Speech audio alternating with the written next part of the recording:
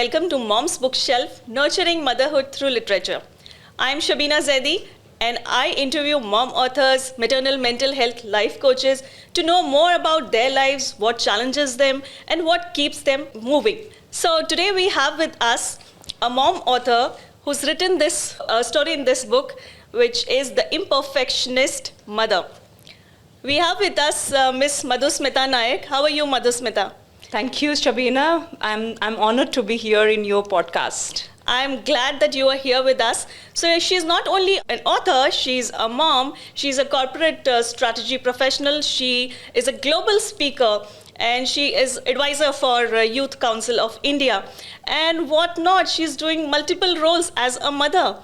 I think same as you, Shabina. You are doing multiple roles, and congratulations for the award that you won for writing your book. Thank you so much, Madhusmita. And that reminds me that you were also a second runner-up in Dubai India Queen Season 2. Yes. That is wonderful. Madhusmita, you've been doing multiple roles. You've been doing, as I said, that you are into beauty pageant, you're a corporate strategy professional, you're a writer, and, you keep challenging yourself. So the day I met you, I realized that you are actually a powerhouse of energy, and you don't just achieve goals, but you keep challenging yourself. So you seem like a perfect mom to me. But then you've written this that you about the being an imperfectionist mother. So how do you embrace this concept of being an imperfectionist mother? See, the concept itself came to mind as imperfection because perfection itself keeps changing as you set your standards, right? So it's a journey. It's never a destination. So for me, because I am from business excellence and strategy background, so technically it has been taught that excellence is a journey. It's never a destination. So how much ever you progress in your career, in a motherhood, in your life, you see that you need to set your standards high and keep achieving that. And as you correctly mentioned, last week we met, right? Yes. And here we are today to describe and to talk about motherhood. And this is how we set goals and we make things happen. So this is something which I'm very passionate about, doing things, not only setting goals, but setting goals and thriving it and making it happen. That's a passion. Wow, that is really inspirational. And as a mother, you're a mom, I am a mom. So as a mother, we've experienced that there are multiple mistakes that we make. So that reminds me, of a time when my kid was just a month born, and I was reading a book with a pencil in my hand, and later I realized that while suckling, there was a lead pencil in her nostrils.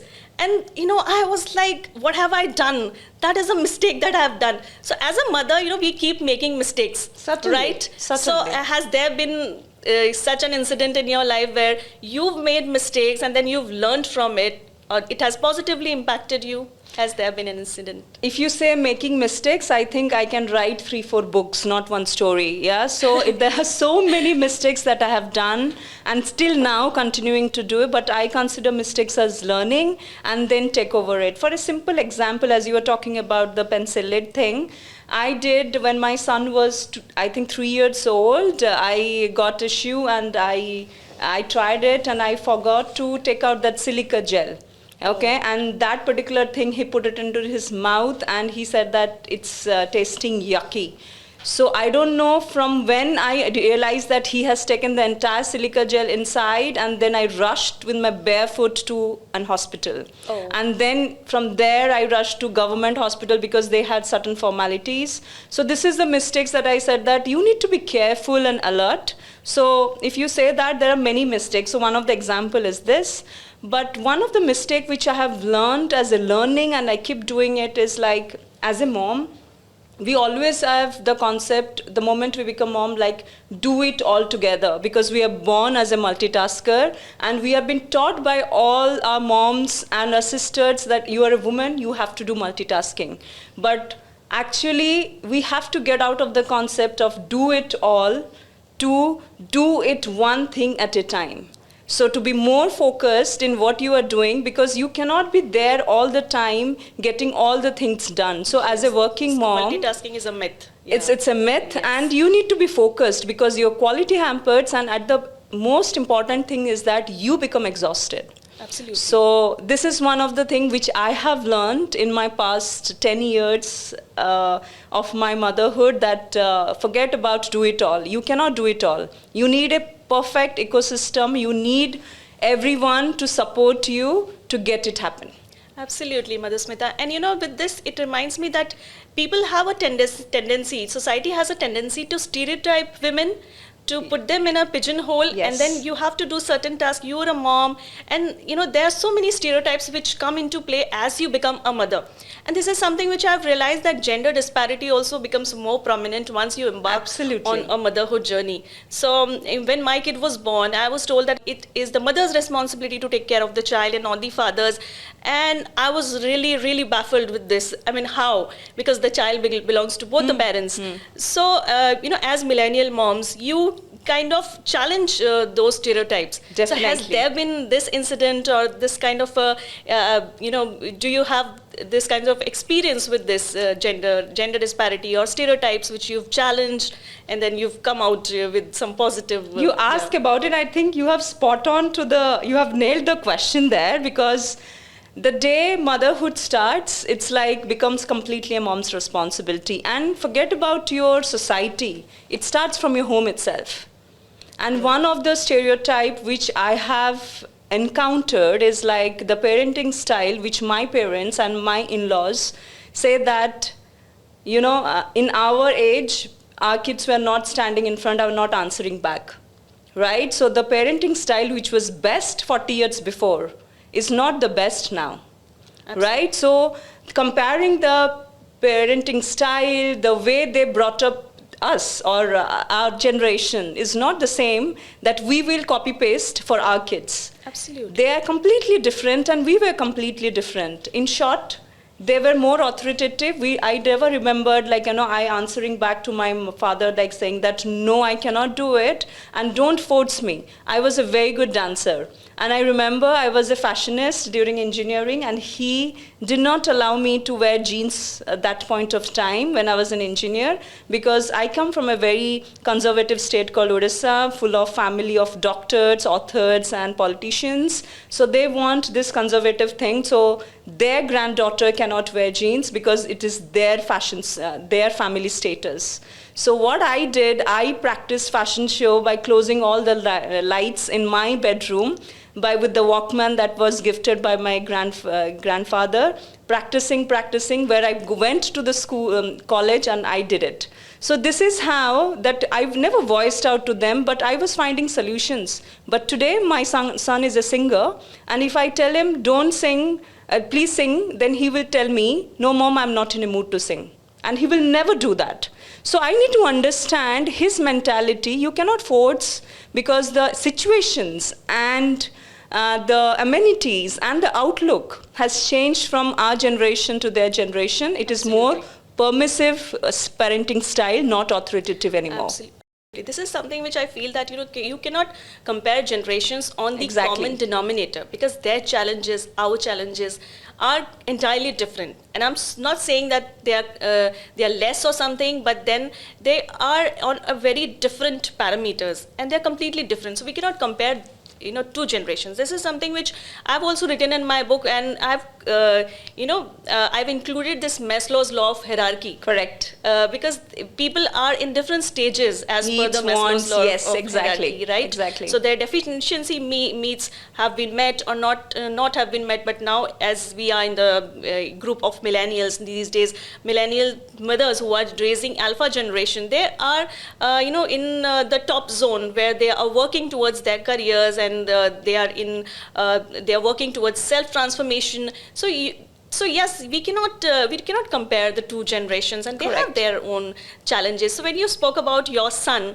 so how does he view you as a mother who's been a working professional? She's excelling in her career. She's an author. She's doing diverse roles. She's taking up challenging roles. How does Madhusmita seem to be as a mother to a 10-year or 11-year-old boy that you have? Yeah, it's a very interesting question, but I think, should I start with the good one or bad one? But I will start with the good one, bad ones, then I'll go to the good ones. He is a very loving son. He's 11-year-old. He thinks I'm a very groovy mom, very curious and very noisy mom. Like all the time he says, Mom, please, Amma, kids he feel addresses that. me, Amma, please, volume down your decibel, it's so high, I'll be deaf one day. But at the end, he sees me as a role model, and that's how I noticed, like, when I went to his search history, as I told you, I'm very curious. So sometimes I go and to see, just to be alert, that what he is researching because of many of the cyber things, cyber security things. So one time I went, he has researched me multiple times, and he has downloaded in Google Madhusmita Nayak. So, and he tells me that, you went for that event, this event. So that means he sees me as a role model. But this is how he addresses me. So, like, you are a groovy mom, you're always after me, but you are quite famous. So I tell him, like, it's not about famous, but it's about how he sees me as a role model. Wow, that's wonderful, and I think that is how digital footprint counts. Correct, exactly, and they know much better than what we know about. It's so nice to know about your son, that he's being supportive, he's looking up to you, because kids really they take inspiration from their moms. Correct. And they see that if their mom is a fighter, she's taking up challenging roles and she's doing multiple things, so they get this energy and they get this motivation to work further. And even I've developed this kind of methodology in my life, that if I don't go beyond my limits, if I don't push the boundaries, and I don't get out of my comfort zone, my kids are not going to learn. So I want to be an example. Yes. Yeah, absolutely. I can so well relate to you with this. So Madhusmita, as I said, that you've been challenging stereotypes since childhood, and you've come up with exuberance, flying colors. You've done so well in Thank your you. career. You've pushed boundaries. So how do you think that as a mother, the society can get their support as a mother to grow? Because it's not, in raising kids or in doing their careers, it takes a village, as you've heard, that it takes a village to raise a kid. But it's not only for kids. I say that it takes a village to raise a mother as well. Absolutely. So how do you think that a society can help a mom? I think grow? society plays a big and major role in this. So I will write to request, like, the entire society, like, be a mom. In which category of mom? Be you as entrepreneur mom, or be it stay-at-home mom, or be a corporate mom. Just don't be judgmental. What we need is just support, and don't give your judgment without knowing the situation what a mom is going through. I'll remember clearly and vividly the stories and the friends who have supported me, and the friends who have not supported me and criticized me. So I remember till now those people who have criticized me during the journey.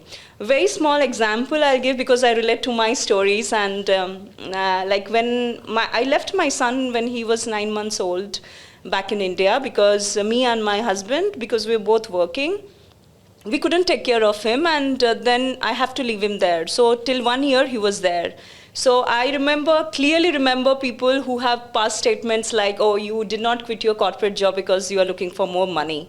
So you are just a sales manager there. You can take a break 2 years and take care of your son, and once he's back, and you can join back. So there are people who have told you work after career. There are people who have told you are money minded. You cannot do this to such a small kid like 9 months. But with my own, my support, my mom's support, my husband's support, that matters a lot, right? And my immediate family support and my few friends' support, I could deal with the situation, and I moved ahead. And I think one of the best decisions I have made is that I have kept him in the safe hands and in healthy hands. So that's it, is one message I want to say, that just don't be judgmental by not knowing what the person is undergoing through. Absolutely. I mean, that is a perfect example of it takes a village to raise yes. a mother. So that is a perfect example. So Madhusmita, give me just one word for motherhood. How do you feel motherhood is? I think it's difficult, but if I say, I will tell in 2 words. It's like a multi-dimensional human being. Multi-dimensional human being. Okay, so that makes me curious to that makes me curious to ask you to elaborate it. Yeah, because why I'm not telling multitasking, multidimensional, because you can be a good mom if you are becoming a good worker, if you're becoming a good wife, you're becoming a good daughter-in-law, if you're becoming a good daughter. So if you are managing all these things equally and knowing that what is correct, what is wrong, and also having no guilt in doing your responsibility and putting boundaries, setting expectation, you will be doing amazingly in your life, and also not thinking that what others are thinking and passing on judgments. Wow, that was so wonderful, and that was so deep. And I'm sure that all moms, they deal with this mom guilt. They have to deal with it, but they have to come across, and they have to find their way. Because if we speak about millennial moms, they have many tasks to do. They have Correct. kids to handle. They have their house to handle. They have, there are so many hidden tasks that Yes. moms do. Even if they are working professionals, they go out for work, or they are stay-at-home moms, they have so many hidden tasks that they do, and people don't realize it. Yes, exactly. And that is why people, they can tend to pigeonhole moms, that you are if you're working out, if you're going out for work, you're not taking care of the kids, or in any role a mother is, people are going to make her feel guilty. Oh my God, you've studied so much and you are just a stay-at-home mom. So Yeah. mothers have to deal with it, but the best part is to keep going, to know what works for them, and to be self-aware. I Yeah. think that is the best strategy. It was lovely to understand from you how you take motherhood, because there are different moms, and they look forward to know how does a mom balances her career and her life as a mother. So it was so lovely to have a conversation It was with you amazing. on Mom's Yeah. Bookshelf, Nurturing Motherhood Through Literature.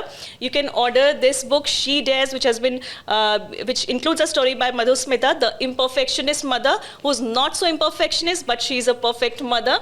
You can order this on Amazon. It is available Yes. on Amazon. You can also follow Madhusmita on Nayak 33 at Instagram, Madhusmita Nayak in LinkedIn. Yes, and you can also order this book, which is written by me, that is called Revelations of a Millennial Mom, which is available on Amazon. And you can follow me on Shabina Zaidi on Insta. That is my Instagram handle.